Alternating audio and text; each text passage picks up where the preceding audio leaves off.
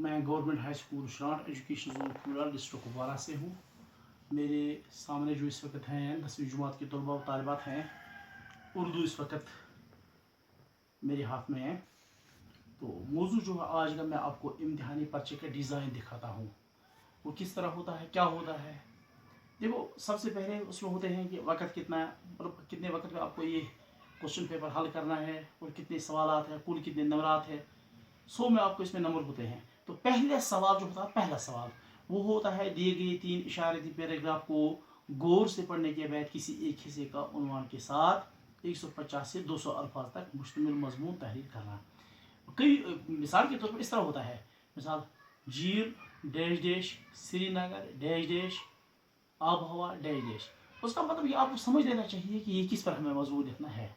माना इस पर झील डल पर आपको मजमून लिखना है, यहाँ झील है ना, श्रीनगर में झील डाली है ना, उसी पर आपको मजमून लिखना है। इसी तरह से मिसाल इशारा थी, कुछ इशारा में दिए गए हैं कि इस मौजू पर आपको लिखना है। आपको वो पढ़ना है पहले वो पैराग्राफ, उसके बाद आपको इशारा समझना चाहिए, उसी मौजू पर आपको फिर मजमून लिखना है।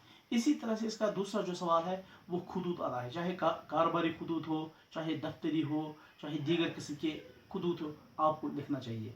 इसी तरह से जो इसका तीसरा सवाल आता है उर्दू के हवाले से, दिए गए 2 नसरी इक़्तिबास में से किसी एक इक़्तिबास का मजमून निगार और मजमून का हवाला देकर आसान उर्दू में तशरीह करना।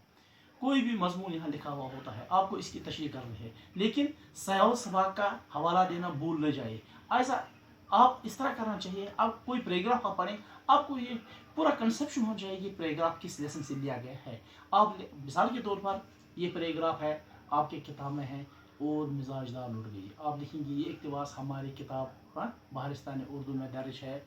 इस सबक का उन्वान है और मिजाजदार लुट गई।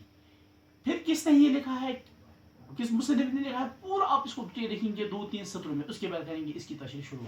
तो जो एग्जामिनर होगा, जो आपका मार्किंग करने वाला होगा, वो इवॉल्यूएटर जो होगा, उसको पता चलेगा कि बच्चे में कितनी सलाहियत है। ठीक है, ऐसा ना हो कि आप जिस तरह आएगा पर्चे में आप इसी तरह से वापस लिख देंगे, ऐसा नहीं होना चाहिए।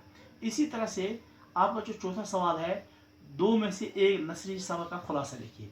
इसी तरह से आपका 5वां सवाल आता है, दिए गए नसरी असनाफ में से किसी एक पर नोट लिखना। नसरी असनाफ, ठीक है, नसरी असनाफ क्या हो गया, मिसाल के तौर पर ड्रामा नसरी असनाफ है ना, नसरी। इसी तरह से दिए गए 3 नसरी असनाफ में से किसी एक पर नोट लिखना। छठा सवाल आपका आएगा, निसाब में शामिल नसर निगारों में से किसी एक की हालत ज़िंदगी या कारनामे, ज़िंदगी या अदबी कारनामे लिखना। इसी तरह से आपका 7वां सवाल आएगा, दिए गए 5 अशार में से किसी की 2-4 की तशरीह कीजिए। आपका 8वां सवाल आएगा, निसाब में शामिल शोरा से मुतल्लिक 2 नामुकतबल इक़्तिबास में से किसी एक को मुकम्मल करना।